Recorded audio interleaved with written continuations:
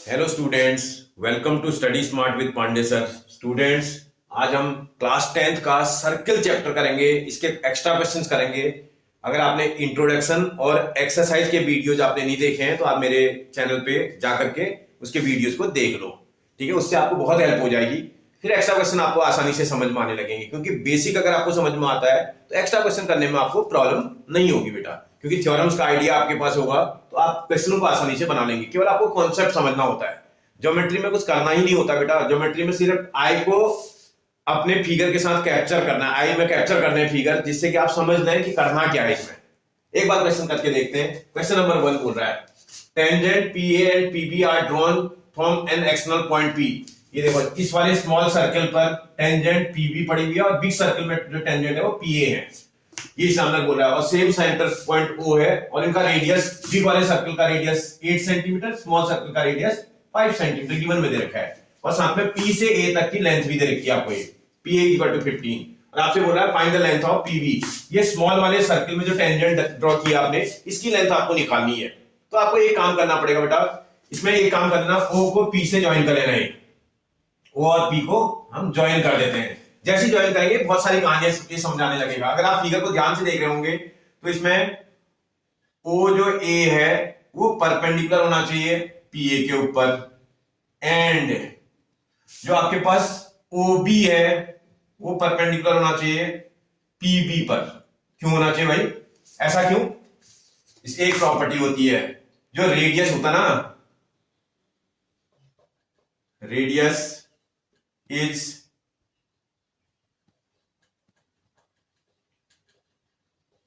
perpendicular to tangent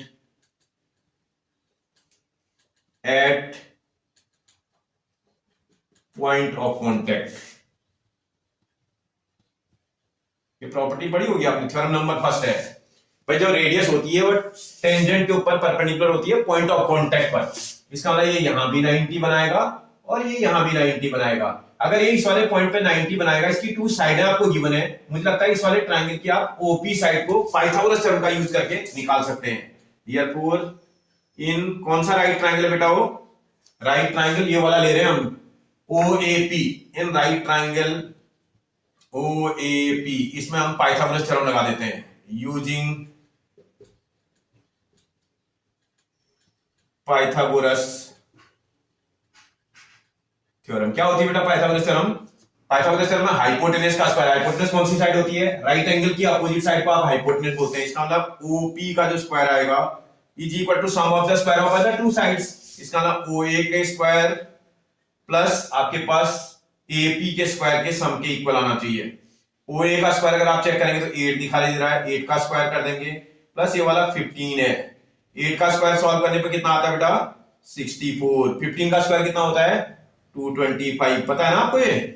और इस दोनों को सॉल्व कर देंगे, दैट इज इक्वल टू 289 आ रहा है ऐड करने में। ये वैल्यू आपकी OP स्क्वायर की आ रही थी बेटा।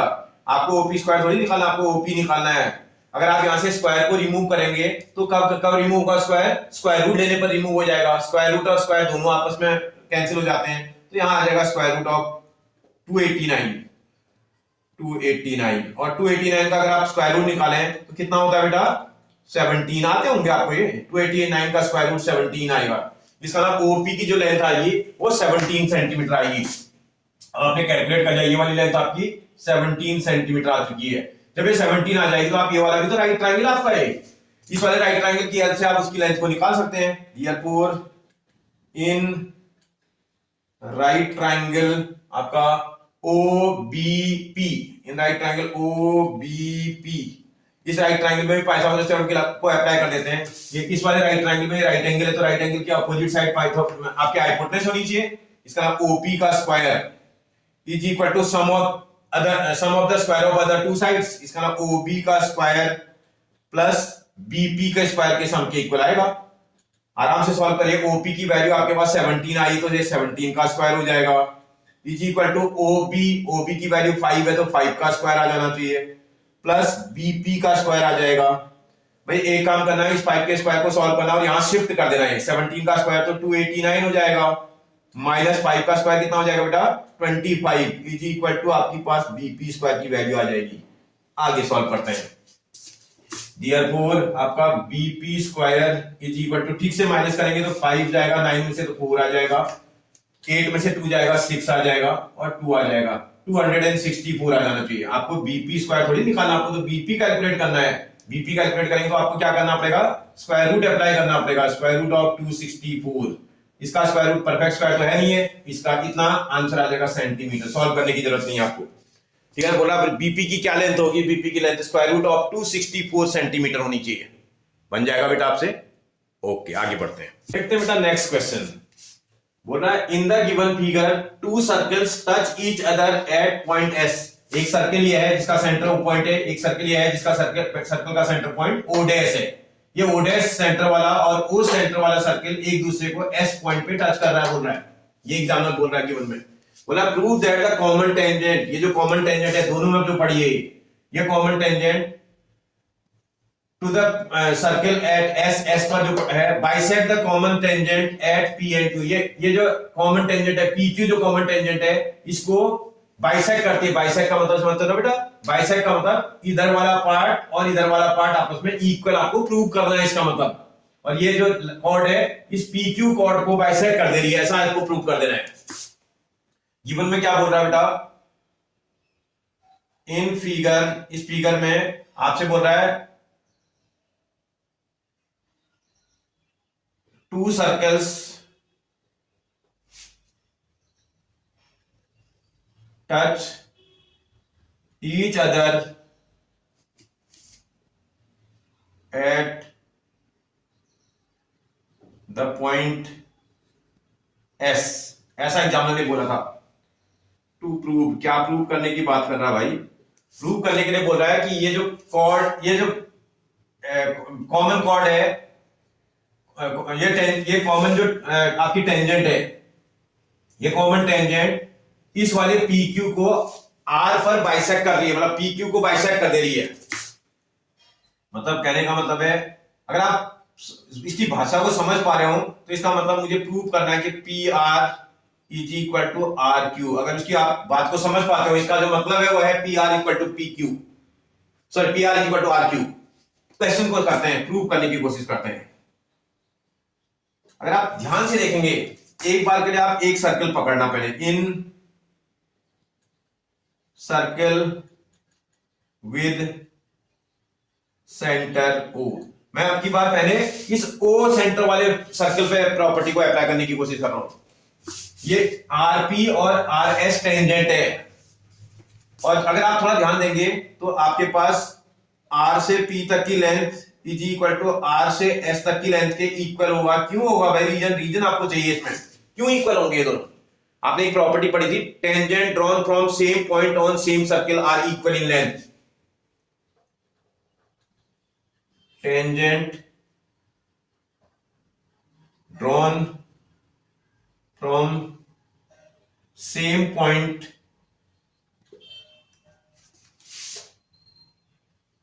ऑन सेम सर्कल आर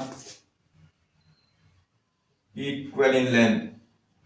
आपने थ्योरम पढ़ी है, इस थ्योरम के हेल्प से ये वाली लेंथ और ये वाली लेंथ इक्वल, देखो ये इसी सर्कल में ये भी टेंजेंट है और ये भी टेंजेंट है, और एक ही पॉइंट से ड्रॉ कर रहे हैं आप, आर पॉइंट से, सेम पॉइंट से सेम सर्कल में ड्रॉ किए गए टेंजेंट लेंथ में क्या होते हैं बेटा, इक्वल होते हैं। ऐसे आप एक बार दूसरा सर्कल देखोगे, उस सर्कल में इन सर्कल विद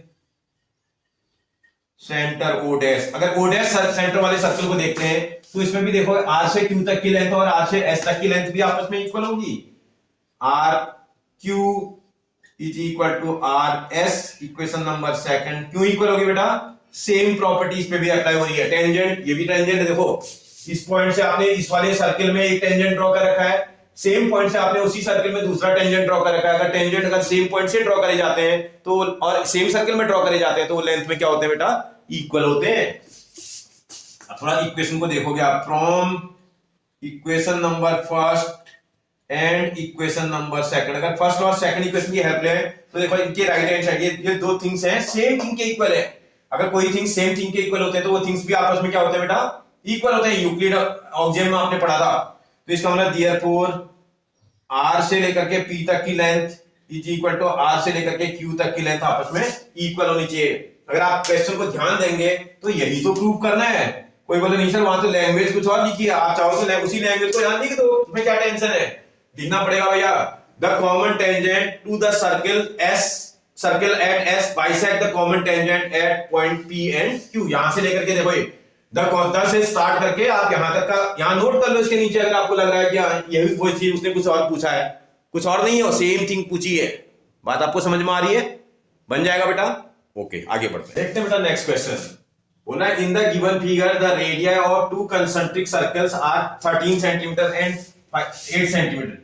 13 सेंटीमीटर में 8 सेंटीमीटर बोला है, इसका बिग वाले सर्कल की जो रेडियस है वो 13 सेंटीमीटर है। ये देखो सेंटर से लेकर के सर्कमफ्रेंस तक की डिस्टेंस, सेंटर से सर्कमफ्रेंस तक की डिस्टेंस, कहने का मतलब इसका ओ बी जो लेंथ है आपके पास इज इक्वल टू आपके पास ओ ए जो लेंथ है that is equal to 13 centimetre given है। ये बिग सर्कल के रेडियस है। स्मॉल सर्कल का रेडियस देखो ओडी दे रखा है and small circle radius OD is equal to आपके पास 8 सेंटीमीटर गिवन है। इतना एग्जामिनर बोल रहा है। फिर आप ध्यान से आगे बढ़ोगे तो फिर बोला है डायमीटर ऑफ बिगर सर्कल, ये जो आपके पास ए बी है डायमीटर बिगर सर्कल का है, therefore A B is equal to diameter बोल रहा है, diameter of bigger circle of bigger circle. भैया डायमीटर कैसे निकलता है बेटा? 2 इंटू रेडियस से निकल जाता है, that is equal to 2 multiply by radius की प्लेस पर अगर आप देखोगे तो चाहे ओ बी ले लो चाहे ओ ए ले लो, और इसी को सॉल्व करेंगे तो 2 इंटू ओ बी आपके पास 13 था, सॉल्व करने पर 26 सेंटीमीटर का आ जाएगा। आपको जरूरत पड़ेगी अभी बाद में। फिर बोल रहा है OD sorry BD the tangent, ये बी सॉरी आपके पास बीडी द टेंजेंट, ये बीडी जो टेंजेंट है वो स्मॉल सर्कल का है, स्मॉल सर्कल में टेंजेंट है। तो बोला find the length of AD, आपको एडी की लेंथ निकालनी है, ये वाली लेंथ आपको कैलकुलेट करनी है। कोशिश करते हैं निकल जाएगा। 1 मिनट के लिए अगर आप फिगर में देखेंगे तो मुझे लगता है आप फिगर में अगर देखोगे तो ये बीडी में ओडी क्या होगी? परपेंडिकुलर होनी चाहिए। OD is perpendicular on BD. भैया क्यों भाई? आपने प्रॉपर्टी पढ़ी थी ना, ये सर्कल के की ये रेडियस है और ये सर्कल का टेंजेंट है। सर्कल का रेडियस टेंजेंट के कांटेक्ट पॉइंट पर कितने डिग्री का एंगल बनाता है बेटा? 90 डिग्री का एंगल बनाता है। हमने थ्योरम पढ़ी है, लिख देता हूं मैं। Radius is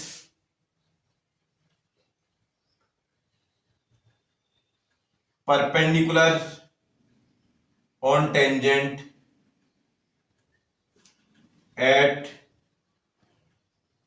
point of contact. आपने पढ़ा था बेटा, पॉइंट ऑफ कॉन्टेक्ट पर रेडियस जो है हमेशा टेंजेंट पर 90 डिग्री का एंगल बनाती है। अगर 90 डिग्री का एंगल बनाती है तो ये देखो आप, ये क्या है भैया?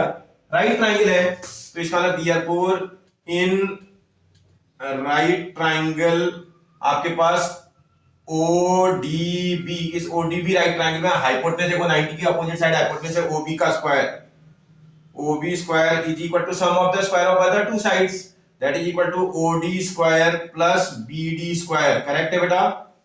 सॉल्व करना। OB की प्लेस पर क्या वैल्यू दे रखी बेटा? स्मॉल, ये OB जो है बिग वाले ट्राइंगल की रेडियस है 13 सेंटीमीटर का, ये आ जाएगा 13 का square is equal to OD देखो स्मॉल वाले सर्कल का रेडियस है जो कि 8 का स्क्वायर है, 8 का स्क्वायर प्लस BD का स्क्वायर।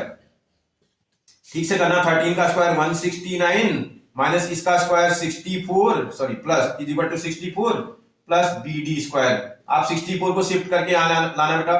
देयरफॉर BD की स्क्वायर की जो वैल्यू आएगी 169 में आप 64 को क्या कर दोगे? माइनस कर दोगे, दैट इज इक्वल टू 105 आ जाएगा। ये वैल्यू BD स्क्वायर की आ रही है। आपसे BD स्क्वायर थोड़ी बोल रहा है, BD निकालो बोल रहा था। BD आपका स्क्वायर रूट ऑफ 105 हो जाएगा, क्योंकि स्क्वायर रिमूव करने के लिए आपको स्क्वायर रूट लेना पड़ेगा। इतना सेंटीमीटर आ जाएगा। जैसे BD आएगा ना, मुझे BD थोड़ी चाहिए, मुझे तो B चाहिए। बिना B के मैं क्वेश्चन बना नहीं पाऊंगा, तो इस तरह B को कैलकुलेट करना पड़ेगा। भाई B कितना आ जाएगा? देयरफॉर आपके पास BE is equal to twice of BD आएगा। क्यों आएगा भाई? आपने एक प्रॉपर्टी पढ़ी है, the perpendicular drawn from centre to the chord bisect the chord, यहां लिख देना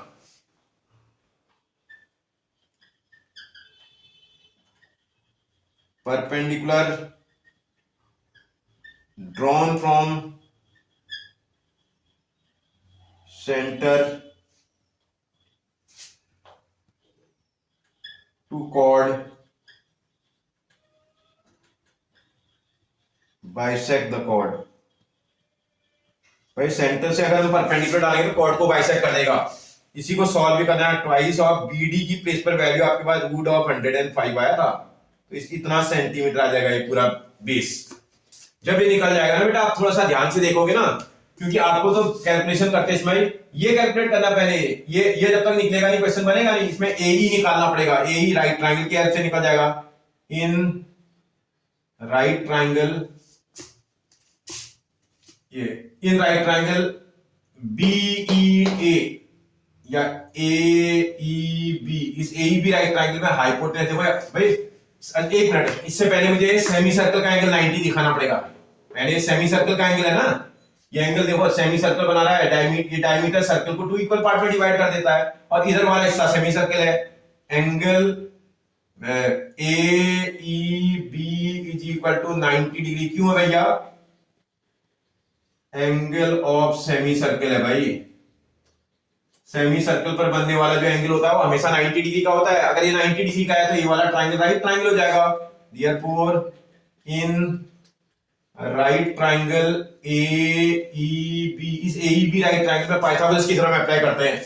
इसकी अपोजिट साइड हाइपोटेनस होगी एबी का square is equal to sum of the square of other two sides, इसका बीई का स्क्वायर प्लस आपके पास एई का स्क्वायर आ जाएगा। इसी को सॉल्व करेंगे। ए बी की प्लेस पर 26 है बेटा, अभी कैलकुलेट किया था आपने, देखो कहीं ए बी निकाला था आपने। A B is equal to देखो निकला हुआ है 26 का स्क्वायर इज इक्वल टू ये 2 रूट 125 था ना, 105, तो इसका स्क्वायर आ जाएगा ये, प्लस ए का स्क्वायर।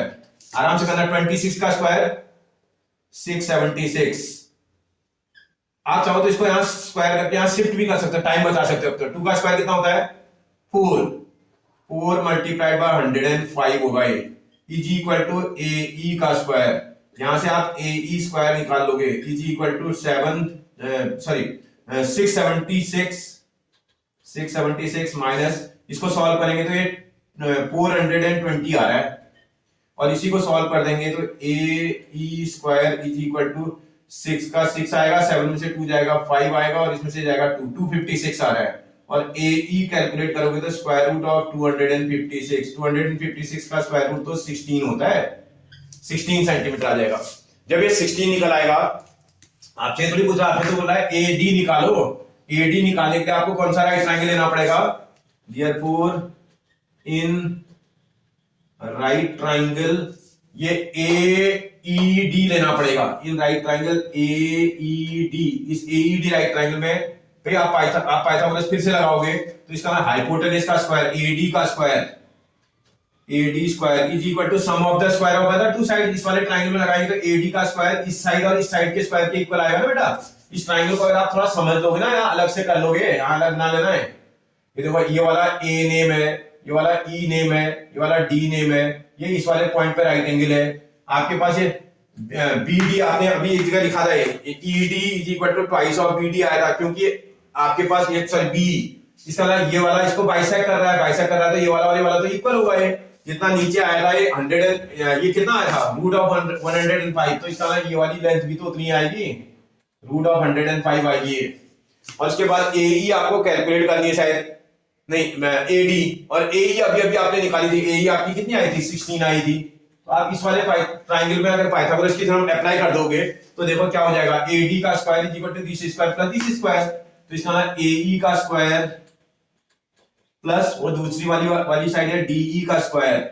इसी को सॉल्व कर लोगे तो that is equal to AD square is equal to AE की प्लेस पर आपके पास कितनी वैल्यू बेटा? 16 है, 16 का स्क्वायर प्लस रूट ऑफ 105 का स्क्वायर आ जाएगा ये।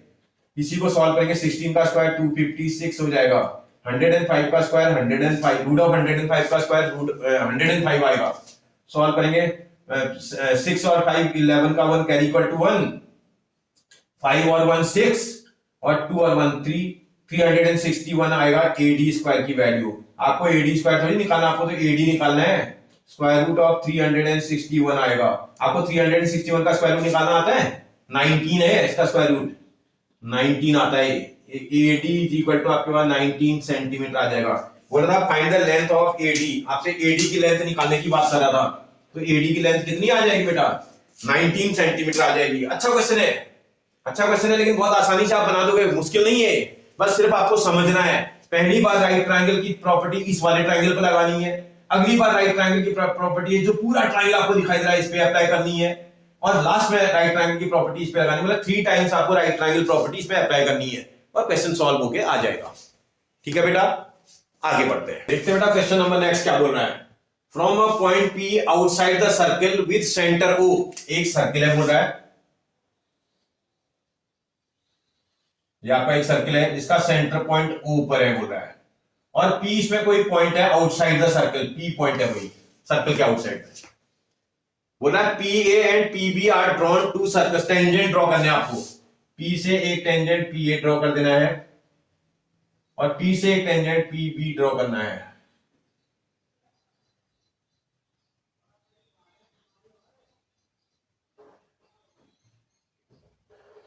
दो टेंजेंट आपने ड्रॉ कर दिए, PA एक टेंजेंट, PB दूसरा tangent, PA and PB tangent आपने ड्रॉ करे to a circle. Prove that OP is, ये आपसे प्रूव करने के लिए बोला है OP है, O को B से जब ज्वाइन करेंगे आप, ये is right bisector of AB, इस A और B को भी ज्वाइन कर लेना है। मतलब ये प्रूव करना है कि ये OP जो लाइन है वो AB का राइट बाइसेक्टर है, मतलब किसी पॉइंट पे यहाँ पे इंटरसेक्ट कर रहा नहीं है। कुछ भी बोल दो, मैंने इसको मैं थोड़ी देर के लिए E पॉइंट बोल देता हूं, कुछ भी बोल सकते हैं आप, जो मर्जी आपकी इच्छा करती है। E पॉइंट मैंने मार्क कर दिया उस पॉइंट को, ये इंटरसेक्शन पॉइंट को E मार्क कर दिया मैंने, लिखता हूं यहां। इसने गिवन में मुझे क्या क्या दिया था, एक तो दिया था O is centre of a circle and इसमें PA and PB are tangents, ये दे रखा है PA and PB are tangents, और ये टेंजेंट जो है इसमें जो OP लाइन है, OP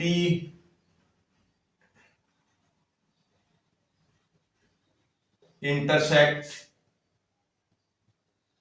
AB एट E, इतना तो ये जो O को P से मिलाने वाली लाइन सीक्वेंट है वो AB को E पॉइंट पे इंटरसेक्ट कर रही है। गिवन में दिया नहीं है, मतलब ये बोल रहा है कि इंटरसेक्ट कर रहा है, मैंने उसको नेमिंग से मार्क कर दिया। क्या प्रूव करने के लिए बोल रहा है आपसे बेटा? टू प्रूव में क्या प्रूव करने के लिए बोल रहा है आपसे? टू प्रूव में बोल रहा है कि जो ये जो P लाइन है ना, OP जो है परपेंडिकुलर बाइसेक्टर होगी, इज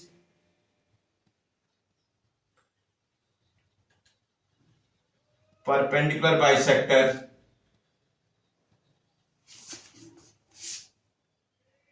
ऑफ AB। वो AB की परपेंडिकुलर, AB पर 90 डिग्री का एंगल भी बनाएगी और AB को बाइसेक्ट भी कर देगी, मतलब A से E तक की लेंथ और E से B तक की लेंथ भी आपस में इक्वल होगी, ऐसा प्रूव करो बोल रहा है। तो हो तो जाएगा, कोशिश करने पर हो जाएगा। प्रूव करते हैं एक बार, देखते हैं क्या क्या इसमें गिवन में दे रखा आपको। अगर आप थोड़ा देखोगे, ये दो ट्राइंगल लेना है, एक ट्राइंगल ये, एक ट्राइंगल ये। देखो इन ट्राइंगल आपके पास APE एंड ट्राइंगल EPB, मैंने ये एक ये वाला ट्राइंगल पकड़ा बेटा और एक ये वाला ट्राइंगल है। इस ट्राइंगल और इस ट्राइंगल को मैं कॉन्ग्रुएंट प्रूव करने की कोशिश करता हूं। देखो इस वाले ट्राइंगल की PA साइड या AP is equal to PB आएगा। क्यों आएगा बेटा? ये टेंजेंट है बेटा, tangent from same point on same circle are equal. आपको प्रॉपर्टी आती होगी, हमारी थ्योरम नंबर 2 है 10.2 थ्योरम, उसमें यही बोलता है tangent from same point on same circle are equal in length, तो ये इक्वल होंगी। दूसरा देखो, आप यहां से यहां तक की लेंथ ये कॉमन दिख रही मुझे, आप ध्यान से देखोगे तो P से E तक की length is equal to PE length, जो कि कॉमन है, दोनों ट्रायंगलों में आ रही है। आप ऊपर वाला ट्रायंगल भी देख सकते हैं और नीचे वाला भी देख सकते हैं, दोनों में कॉमन है। अगला देखते हैं, क्या इसका ये वाला एंगल, क्या इसके इस वाले एंगल के इक्वल भी होगा क्या? कोई प्रॉपर्टी होती है ऐसी जो ये एंगलों को इक्वल दिखा दे? बिल्कुल होती है। एंगल ए का नेम है APE, APE is equal to angle दूसरे का नेम है BPE। इक्वल होंगे भाई, क्यों इक्वल होंगे?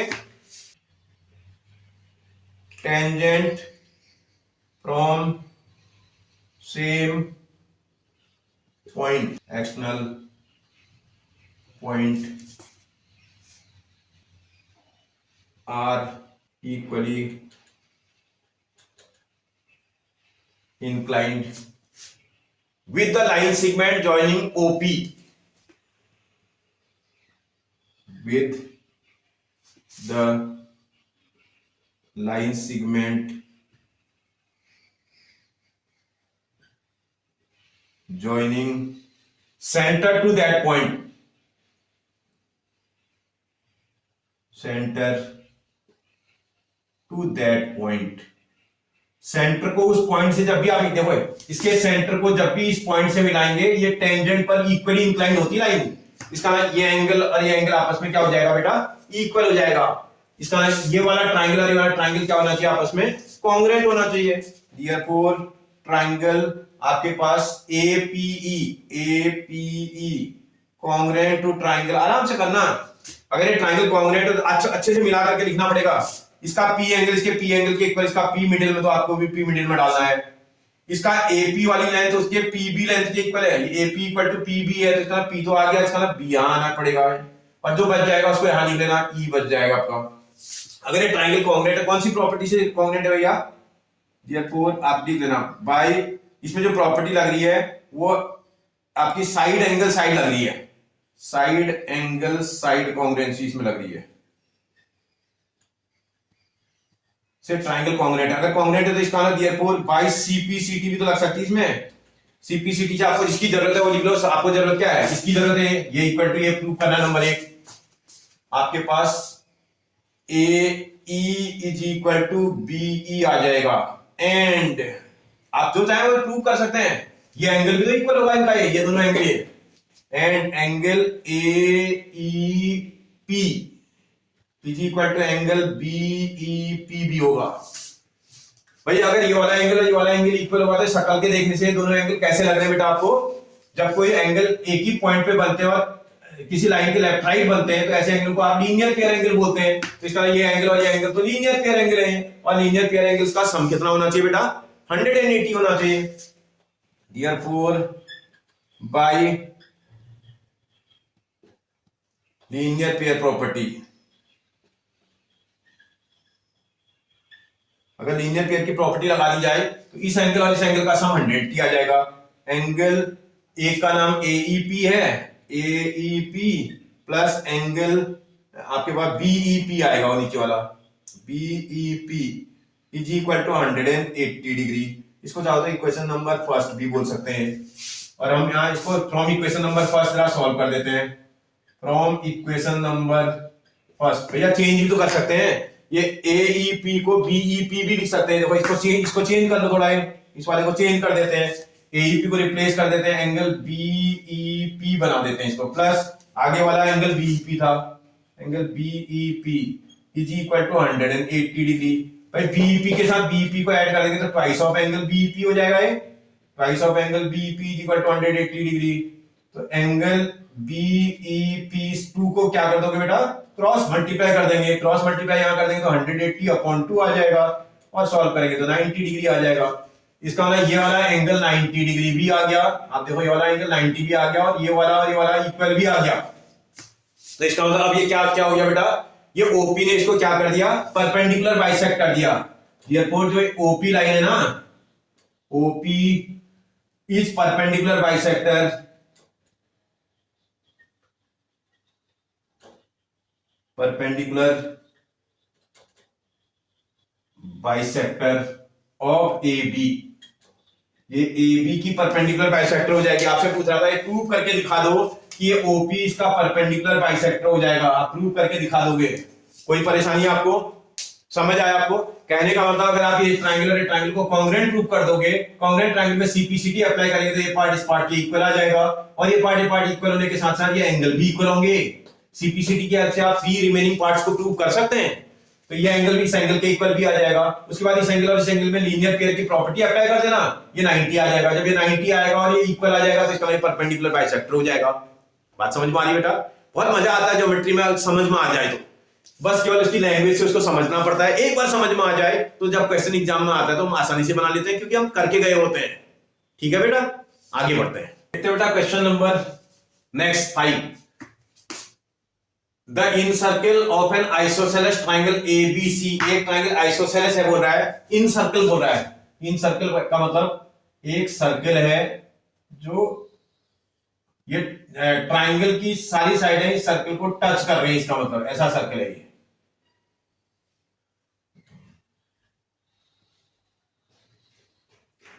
ऐसे टाइप का एक सर्कल है, इसका नाम ए बी सी कोई ट्राइंगल है, उसका इन सर्कल है। इन सर्कल का मतलब ये ट्राइंगल की आपकी साइडें सर्कल को टच कर रही है। देखो इसकी ए बी साइड इसको डी पॉइंट पे टच कर रही है, इसकी बी सी साइड इसको ई पॉइंट पे टच कर रही है बोल रहा है, इसकी सी ए साइड इसको एफ पर इंटरसेक्ट टच कर रही है, और इस सर्कल का सेंटर पॉइंट ओ है।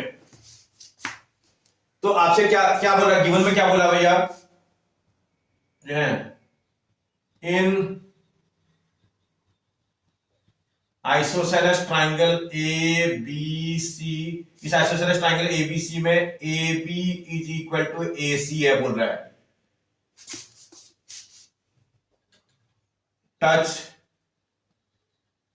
touches the sides AB, BC and CA at D, E and F। ऐसा ही बोल रहा था। क्या प्रूव करने की बात कर रहा है बेटा आपसे? प्रूव में बोल रहा है कि prove that E bisect BC है। E बाइसेक्ट BC का मतलब ये वाला पार्ट और ये वाला पार्ट इक्वल दिखाओगे तभी तो E बाइसेक्ट करेगा। E बाइसेक्ट BC ऐसा प्रूव करो बोल रहा है। कोशिश करने पर हो जाएगा, बस सिर्फ आपको ठीक से क्वेश्चन को सॉल्व करना है, वो तो ये आराम से जाएगा। आप ध्यान से देखिए, पहले क्वेश्चन को बहुत ध्यान से अगर आप देखोगे, देखो ये वाला और ये वाला टेंजेंट लग रहा है आपको। अगर आप ध्यान से देखें, ये एक्सटर्नल पॉइंट है, वहां से लाइन जा रही है जो सर्कल को टच कर रही है, तो इसका टेंजेंट ही तो बोलते हैं इसको। इन फिगर, अगर फिगर को ध्यान से देखेंगे, A D is equal to A F आ जाएगा। क्यों आएगा भाई? ये टेंजेंट है, tangent from same point on same circle है भाई। एक ही पॉइंट से एक ही सर्कल में ड्रॉ किए गए टेंजेंट लेंथ में इक्वल होते हैं। ये एक पार्ट आया। ऐसे अगली बार देखोगे तो this is equal to this भी तो आएगा। ये इसको इक्वेशन नंबर मार्क कर सकते हैं, चाहो तो फर्स्ट डाल दो। अगला देखोगे, आपकी जो अगली वाली आ रही है B D is equal to, देखा ना, समझ में आ रहा ना, this is equal to this आएगा ना बेटा, B D is equal to D E, B D is equal to D. Equation number second हो जाएगी, रीजन इसका भी सेम होगा। नेक्स्ट देखोगे, this is equal to this भी तो है, इसका ना C F is equal to C E आ जाएगा आपका। इक्वेशन नंबर ये थर्ड हो जाएगी, और रीजन इसका भी सेम होगा, सेम रीजन है। अब एग्जामिनर के क्वेश्चन पर वापस आता हूं। बट एग्जामिनर बोल रहा है A B is equal to A C, ये गिवन में दिया है इसने। अगर गिवन में दिया है तो फिगर हम देखते हैं जरा, फिगर की हेल्प से इसको चेंज करते हैं। आप इसको फ्रॉम फिगर से आप देखोगे तो फिगर में ए बी को क्या लिख सकते हैं बेटा? इस ए बी को A D plus D B भी तो लिख सकते हैं, A D plus D B लिख सकते हैं। Is equal to A C को देखो क्या लिख सकते हैं? A F plus F C लिख सकते हैं ना, A F plus F C. अब देखो ए डी को फिगर में फ्रॉम इक्वेशन नंबर फर्स्ट से थोड़ा चेंज करते हैं। देखो फर्स्ट वाले से अगर आप चेंज कर दोगे, फर्स्ट सेकंड थर्ड तीनों की हेल्प से भी चेंज कर सकते हैं। From equation number first second and third तीनों इक्वेशन की हेल्प से मैं इसको चेंज करता हूं। देखो एडी को चेंज करके क्या लिख सकता हूं बेटा, ए एफ लिख सकता हूं, प्लस इस बीडी को चेंज करके क्या लिख सकता हूं, डीई लिख सकता हूं, is equal to A F को चेंज करके आप क्या, ए एफ को ए एफ रहने देना, ए एफ को कुछ मत करना, प्लस एफ सी को चेंज करके क्या लिख सकते हैं बेटा, एफ सी को चेंज करके सीई भी लिख सकते हैं, सीई लिख सकते हैं। अब आप देखो क्या ये वाला ए एफ इस वाले ए एफ से कैंसिल हो जाएगा, ए एफ से कैंसिल हो जाएगा, तो आपके पास आ जाएगा DE is equal to CE. Figure में देखना पड़ेगा, कुछ लिखने में गड़बड़ कर दी थी क्या, ये देखो बेटा मैंने रॉन्ग कर दिया, बीडी को बीई लिखूंगा ना, बीडी आपके सॉरी वहां ध्यान से देखना, बीडी को बीई लिखेंगे ना, मैंने गलत लिख दिया, बीडी को ये यहां मैंने यहां गलत दिखाया, बीडी इज इक्वल टू, देखो BD is equal to BE है ना, ये तो बीडी को मैं बीई लिख सकता था, ये बीई लिख सकता था, अगर बीई आता तो यहां भी बीई आ जाता है, बीई इज इक्वल टू इसी आ जाएगा, बीई इज इक्वल टू इसी। आप जरा ध्यान से देखना, क्या होता है जब भी मैथ्स करते हैं ना ज्योमेट्री में, आपको लेटर ध्यान से देखना होता है, थोड़ी सी गड़बड़ी हो जाएगी ना पूरा क्वेश्चन समझ में नहीं आएगा आपको, फिर आप ढूंढते रह जाओगे, ठीक है। इसलिए जब भी नेम देखना होता है तो थोड़ा यहाँ भी फिगर को भी देखना पड़ता है, मैंने थोड़ा लापरवाही कर दी थी अभी, तो इसलिए आपको थोड़ा ध्यान से करना है, कैजुअल एटीट्यूड नहीं आपको करना है।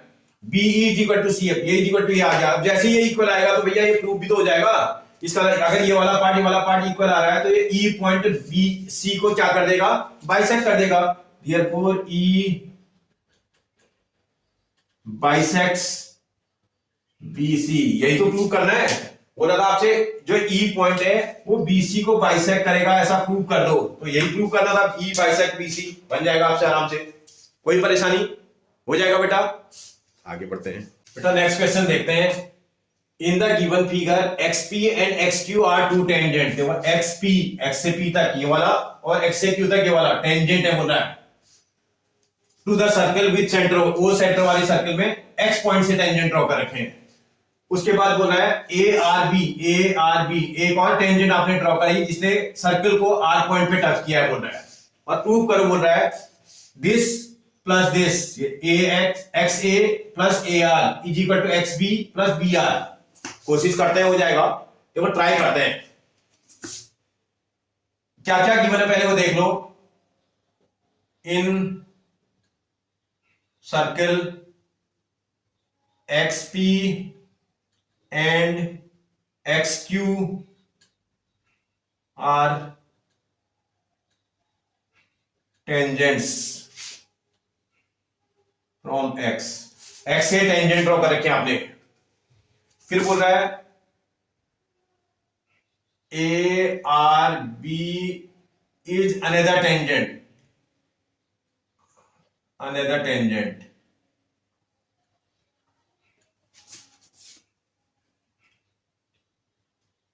touching the circle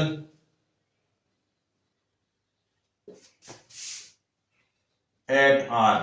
क्या प्रूव करने की बात कर रहा है बेटा आपसे, टू प्रूव में आपसे बोल रहा है XA plus AR is equal to XB plus BR, ऐसा प्रूव करो बोल रहा है। कुछ नहीं करना आपको, थोड़ा ट्राई करेंगे आप बना दोगे, प्रूव करने की कोशिश करता हूं। जब इस क्वेश्चन को प्रूव करने की बात करोगे आप एक काम करना, इसमें ये देखो A से P तक की जो लेंथ है और A से R तक की जो लेंथ है वो टेंजेंट ही तो है, आप ध्यान से फिगर को ध्यान से देखना पड़ेगा। इस फिगर को अगर ध्यान से देखा जाए, A इसका एक्सटर्नल पॉइंट है, ये सर्कल है, ये A से P तक एक टेंजेंट है, A से R तक दूसरी टेंजेंट है, तो ये टेंजेंट और ये टेंजेंट इक्वल होनी चाहिए, क्योंकि सेम पॉइंट से सेम सर्कल में ड्रॉ की गई टेंजेंट लेंथ में इक्वल होती है। इन सर्कल आपके पास AP is equal to AR, equation number 1 first हो गई। क्यों इक्वल है भाई, क्योंकि टेंजेंट है भैया, tangent from same point on same circle are equal. हमने प्रॉपर्टी पढ़ी है, टेंजेंट सेम पॉइंट से सेम सर्कल में ड्रॉ करेंगे तो इक्वल होंगे लेंथ में। ऐसे नीचे देखना जरा, क्या ये टेंजेंट और ये टेंजेंट भी इक्वल नहीं होना चाहिए? इसका B Q is equal to B R भी तो आना चाहिए, B Q is equal to B R आना चाहिए। इसको इक्वेशन नंबर सेकंड बोलेंगे। सेम प्रॉपर्टी आ रही है, और अगर पूरे फिगर पर आप एक बार लगा दें, ये और ये भी तो इक्वल होंगे, ये भी तो टेंजेंट है। X P is equal to X Q भी तो आएगा, ये इक्वेशन नंबर थर्ड होगी। और ये क्यों होगी भैया इक्वल? क्योंकि ये भी सेम प्रॉपर्टी को होल्ड कर रहे हैं। अब जरा फिगर की हेल्प देखते हैं जरा। फ्रॉम फिगर, अगर फिगर देखें, इस एक्स पी को फिगर में देख करके आप देखो, यहां से यहां तक की लेंथ पर x A plus A P भी लिख सकते हैं, x A plus A P भी तो आप लिख सकते हो, इसको लिख सकते हैं ना। देखो बेटा, एक्स पी को आप चेक करो, this X P can be written as this plus this, इसको इसके साथ ऐड करेंगे तो कितना एक्स पी बनेगा। ऐसे एक्स क्यू को देखो, दिस प्लस दिस लिख देंगे, इसका मतलब X B plus B Q, इसको चेंज करके X B plus B Q लिख देंगे। इक्वेशन नंबर की हेल्प लेते हैं, from equation number first and equation number second. First और सेकंड से थोड़ा सा इसको चेंज करते हैं। देखो एक्स ए को तो ऐसे ही रहने देना, एक्स ए प्लस, ये देखो इस एपी को चेंज कर देंगे। अगर आप देखोगे तो एपी की वो रिप्लेस करके ए आर भी तो लिख सकते हैं, ए आर लिख सकते हैं, इज इक्वल टू, अगला एक्स बी को एक्स बी रखना, एक्स बी को कुछ मत करना, प्लस ये देखो इस वाले को बी क्यू को चेंज करके क्या लिख सकते हैं, जरा देखो अपने फिगर में, बी क्यू को चेंज करके बी आर भी लिख सकते हैं, तो बी आर लिख सकते थे आप। अब जरा देखो आपका क्वेश्चन प्रूफ तो नहीं हो गया? ये X A plus A R is equal to X B plus B R, बिल्कुल यही प्रूफ करना था आपको, आपने क्वेश्चन प्रूफ भी कर दिया। कोई परेशानी है आपको? बताओ जरा आप, क्योंकि ये बहुत इजी क्वेश्चन है, इनमें दम नहीं है, बस थोड़ा ध्यान देने की जरूरत है। ये चैप्टर बहुत इजी चैप्टर है, सर्किल एक बहुत आसान सा टॉपिक है। अगर हम थोड़ा सा इनमें ध्यान देंगे, फिगर को समझेंगे, तो क्वेश्चन को बना देंगे। क्योंकि क्वेश्चन वाला जो बोल रहा है उसको एक बार समझना है, एक बार आपको करके जाना है एग्जाम में। बिना किए अगर आप एग्जाम में चले जाओगे तो ज्योमेट्री थोड़ी परेशान आपको कर सकती है, लेकिन अगर आपने क्वेश्चन एक बार भी किया हुआ तो आप क्वेश्चन को एग्जाम हॉल में आसानी से सॉल्व कर डालोगे। ठीक है बेटा, देख लो आप आराम से। कोई आपको समझ में आ रहा है? जो मैंने क्वेश्चन किए हैं आपके समझ में आए हैं?